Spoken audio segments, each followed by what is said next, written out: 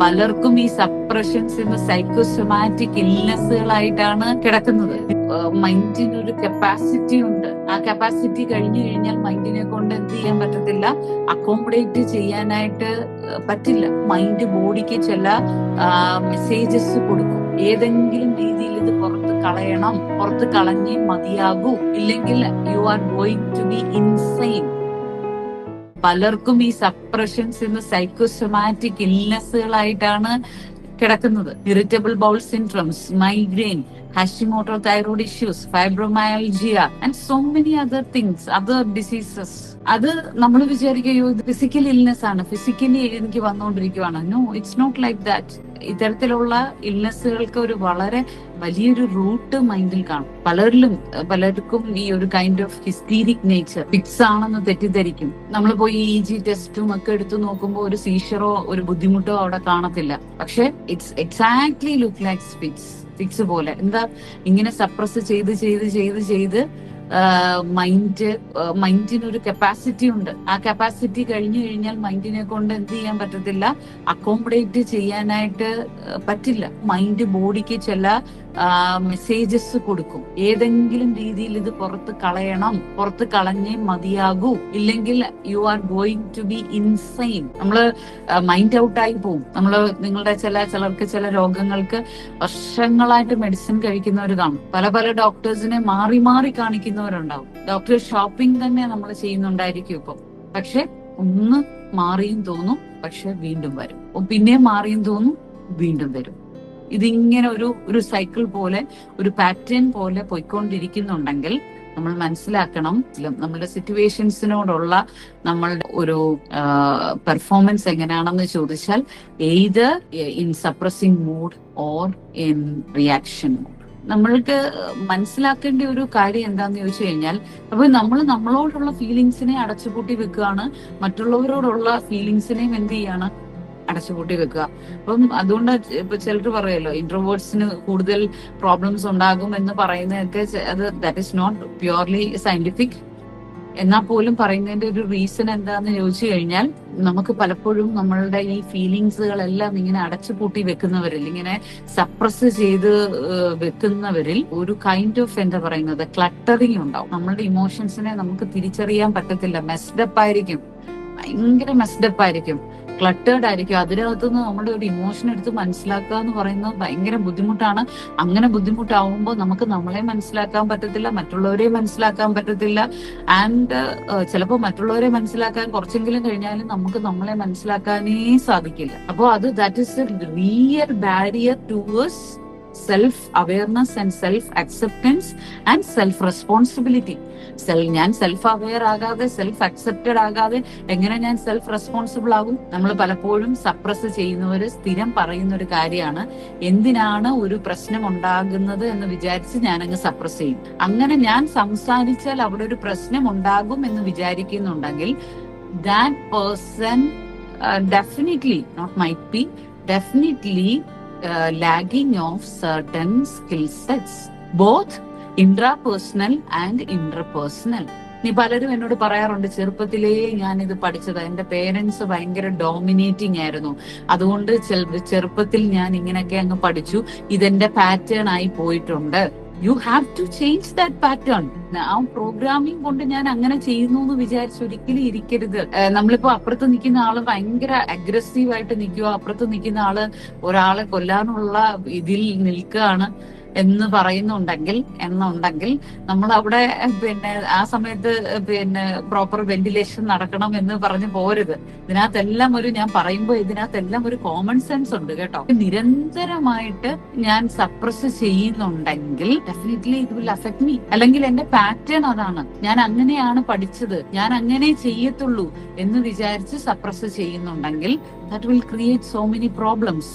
നമ്മുടെ social conditioning also അതിന്റെ പാർട്ടാണ്. നമ്മുടെ പ്രത്യേകിച്ച് മലയാളി കമ്മ്യൂണിറ്റി അല്ലെങ്കിൽ നമ്മുടെ Asian community, we are giving more priority towards others than ourselves. പക്ഷേ എപ്പോഴും അങ്ങനെ തന്നെ ആകരുത് എന്നുള്ളതാണ് എന്റെ അഭിപ്രായം. Even though the most intimate സ്പേസിൽ പോലും എന്റെ പാർട്ട്ണർക്ക് ബുദ്ധിമുട്ടാവുമല്ലോ എന്ന് വിചാരിച്ച് ഭയങ്കരമായിട്ട് സപ്രസ് ചെയ്യുന്നവരെ ഞാൻ കണ്ടിട്ടുണ്ട്. എന്റെ കുട്ടികൾക്ക് വിഷമം ആവുമല്ലോ എന്ന് വിചാരിച്ച് സപ്രസ് ചെയ്യുന്നവരെ കണ്ടിട്ടുണ്ട്. കുട്ടികളോട് നമ്മൾ കാര്യങ്ങൾ പറയേണ്ടുന്ന രീതിയിൽ പറയണം. ഇല്ലെങ്കിൽ എന്ത് ചിന്തിക്കുമെന്നറിയാമോ? My parents are in a very എന്താ പറയുന്നത് ഗുഡ് പൊസിഷൻ. അവർക്കൊരിക്കലും സങ്കടമില്ല. പല വീട്ടിലും അമ്മയ്ക്ക് സങ്കടം ഉണ്ടെന്ന് അറിയില്ല, അമ്മയ്ക്ക് വിശപ്പുണ്ടെന്ന്. ഇപ്പോഴത്തെ അല്ല, കുറച്ചുകൂടെ മുമ്പുള്ള മില്ലനിയൽസിന്റെ അമ്മമാരെയൊക്കെ ഒന്ന് നമ്മള് നോക്കിയാൽ മതി. അമ്മമാർക്ക് വിശപ്പുണ്ടെന്ന് അറിയത്തില്ല, അമ്മമാർക്ക് ആഗ്രഹങ്ങളുണ്ടെന്ന് അറിയത്തില്ല, അമ്മമാർക്ക് ആവശ്യങ്ങളുണ്ടെന്ന് അറിയത്തില്ല. കാരണം എന്താ? ഞാൻ സപ്രസ് ചെയ്യാം, ഞാനല്ലേ ഏറ്റവും സപ്രസ് ചെയ്യേണ്ടയാണ്. അതുകൊണ്ട് തന്നെ ഇവരിത് എപ്പോഴെങ്കിലും പുറത്തെടുക്കും. എപ്പൊ പുറത്തെടുക്കുമെന്ന് ചോദിച്ചാൽ മരുമകള് വരുമ്പോ പുറത്തെടുക്കും. ഈ ലോകത്തുള്ള അമ്മയമ്മ മരുമകൾ വഴക്കുകളുടെ അടിസ്ഥാന കാരണം എന്താണെന്ന് ചോദിച്ചു കഴിഞ്ഞാൽ ഞാൻ പറയും, ഒരു സ്ത്രീയുടെ സപ്രഷൻ മറ്റൊരു സ്ത്രീയിൽ റിയാക്ഷൻ ആയിട്ട് ഓവർത്രോ ചെയ്യുന്നതിന്റെ എന്താ പറയുന്നത് ഒരു ബേസ് ആണത്. ഞാൻ കഴിഞ്ഞ 30 വർഷം അല്ല 35 വർഷം ഈ വീടിനെ എന്റെ സെൽഫിനെ പോലും സാക്രിഫൈസ് ചെയ്ത് ഭയങ്കര സപ്രസ് ചെയ്ത് ഞാനിങ്ങനെ ഹാപ്പിയാക്കി കൊണ്ടു നടന്ന പോലെ നീയും എന്ത് ചെയ്യണം? ഹാപ്പിയാക്കി കൊണ്ടു നടക്കണം. എന്നെ അതിനകത്ത് ഭയങ്കരമായിട്ട് എന്താ പറയുന്നത് സുഖിപ്പിച്ച് എന്നെ ഓക്കെ ആക്കി കൊണ്ടുപോകണം. ലോകത്തുള്ള എല്ലാ മദറിൻലോ ഡോട്ടറിൻലോ വഴക്കുകളുടെ അടിസ്ഥാനം ഈ കൈൻഡ് ഓഫ് സപ്രഷനാണ്. സോ നമ്മൾ ഭയങ്കരമായിട്ട് മനസ്സിലാക്കിയിരിക്കേണ്ട ഒരു കാര്യമാണ് സപ്രഷൻ. നമുക്ക് സെൽഫ് അവെയർ ആണെങ്കിൽ നമുക്ക് തന്നെ ഒരു സിറ്റുവേഷൻ വരുമ്പോൾ അനലൈസ് ചെയ്യാം, എന്നെ കൊണ്ട് ഇത് ബെയർ ചെയ്യാൻ പറ്റുമോ, ബെയർ ചെയ്യാൻ പറ്റത്തില്ല, അല്ലെങ്കിൽ ബെയർ ചെയ്യാൻ പറ്റത്തില്ലെങ്കിൽ ഒഴിവാക്കാൻ പറ്റാത്തതാണെങ്കിൽ എന്തൊക്കെ മെഷേഴ്സ് ഞാൻ എടുക്കണം, ഏതെല്ലാം രീതിയിൽ ഞാൻ ഹെൽത്തി ആവണം, ഏതെല്ലാം രീതിയിൽ ഞാൻ ഓക്കെ ആവണം. നമുക്ക് സാക്രിഫൈസ് ചെയ്യാൻ പറ്റും. ഇല്ലെങ്കിൽ എനിക്ക് സാക്രിഫൈസ് ചെയ്യാൻ പറ്റത്തില്ലെങ്കിൽ ഐ കാൺട്ട്, എനിക്ക് പറ്റില്ല എന്ന് പറഞ്ഞിട്ട് നമുക്ക് അതിനകത്ത് ഇറങ്ങി പോവാലോ.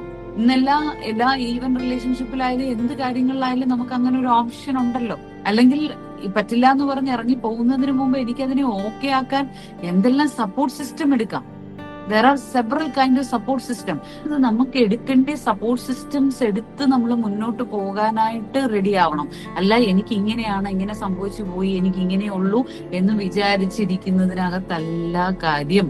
റിയാക്ഷനും ഒരുപാട് ആഫ്റ്റർ എഫക്ട്സ് ഉണ്ടാക്കും, സപ്രഷനും. പക്ഷെ റിയാക്ഷന്റെ പ്രശ്നം എന്താന്ന് വെച്ചാൽ നമുക്ക് ഒരു അഹങ്കാരി അല്ലെങ്കിൽ എന്താ പറയുന്നത് ദേഷ്യക്കാരി എന്നുള്ള പട്ടമൊക്കെ ചാർത്തി കിട്ടും. പക്ഷെ സപ്രസ് ചെയ്യുന്നവരെ നേരെ തിരിച്ച പുറത്തെല്ലാരും നല്ലത് നല്ലത് നല്ലത് നല്ലത് എന്ന് ഭയങ്കര വാഴ്ത്തും. പക്ഷെ അവരുടെ സെൽഫ് ഭയങ്കരമായിട്ട് അഫക്റ്റഡ് ആയിരിക്കും. കുറെ പേര് നമുക്ക് സർട്ടിഫിക്കറ്റ് തന്നിട്ട് എന്ത് നേടാനാ? സർട്ടിഫിക്കറ്റ് വേണ്ടാന്നൊന്നുമല്ല ഞാൻ പറയുന്നത്, നമ്മളെല്ലാരെ കൊണ്ടും ബാഡായിട്ട് പറയിപ്പിക്കണോന്നല്ല ഇതുകൊണ്ട് മീൻ ചെയ്യുന്നത്. But our self is very important. That is the base of everything. So you should take care of that self. If you want to become self responsible, definitely you want to analyze your suppressions, analyze your reactions, take all the necessary steps to make yourself good. നമ്മളെ analyse ചെയ്ത് തുടങ്ങുമ്പോൾ irritate ആവും. Assessment കഴിഞ്ഞ് ഞാൻ ഈ interpretation പറയുമ്പോൾ പലരും irritate ആവുന്ന ഞാൻ കണ്ടിട്ടുണ്ട്. ഇവിടെ നമ്മൾ കൊണ്ടുവരേണ്ട ഒരു പെർസ്പെക്റ്റീവ് ചേഞ്ച് എന്താന്ന് ചോദിച്ചാൽ, സെൽഫ് ബ്ലെയിമിങ് അല്ല ഇത്. This is not self blaming. മനസ്സിലായോ?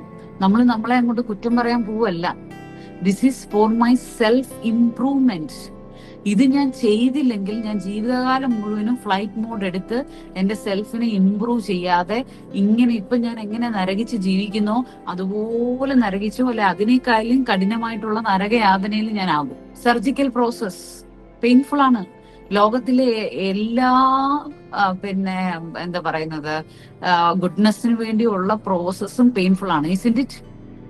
നല്ല എന്താ പറയുന്നത് വൈൻ കിട്ടണമെങ്കിൽ അത്രയും ഗ്രേപ്പിനെ ക്രഷ് ചെയ്യണം. ഒരു നല്ല ഡെലിവറി എന്ന് പറയുമ്പോൾ പെയിൻഫുൾ ആണ്.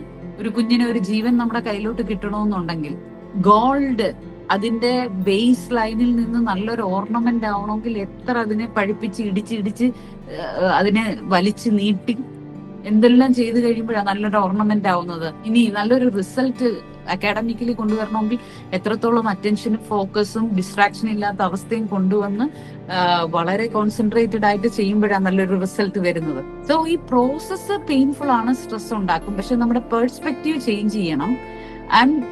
എന്നെ സെൽഫ് ബ്ലെയിം ചെയ്യാനോ ഞാൻ മോശമാണെന്ന് കാണിക്കാൻ വേണ്ടിയല്ല ഞാൻ ഇത് ചെയ്യുന്നത്. I am going to be improved in all aspects.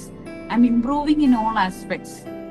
അതിന്റെ ക്ലിയർ സൈൻ ആണ് I am learning myself, I am studying myself, I am understanding myself. ഈ ഒരു പെർസ്പെക്റ്റീവ് ചേഞ്ച് അവിടെ കൊണ്ടുവന്നാൽ പിന്നെ സ്ട്രെസ് ഉണ്ടാവത്തില്ല. അപ്പൊ നമ്മൾ അങ്ങനെ സ്ട്രെസ്ഫുൾ ആകുന്നുണ്ടെങ്കിൽ നമ്മളുടെ പെർസ്പെക്റ്റീവ് ചേഞ്ച് ചെയ്യുക. പിന്നെ ബേസിക്കലി നമുക്ക് കിടക്കുന്ന ഇഷ്യൂസിനെ മാറ്റിയെടുക്കാനായിട്ട് ഷുഡ് അണ്ടർഗോൺ സൈക്കോതെറാപ്യൂട്ടിക്കൽ ട്രെയിനിങ്സ്. അത് മാറ്റിയിട്ട് നമ്മൾ ഇതും കൂടെ ചെയ്യുമ്പോഴത്തേനെ യു വിൽ ബിക്കം സൂപ്പർ.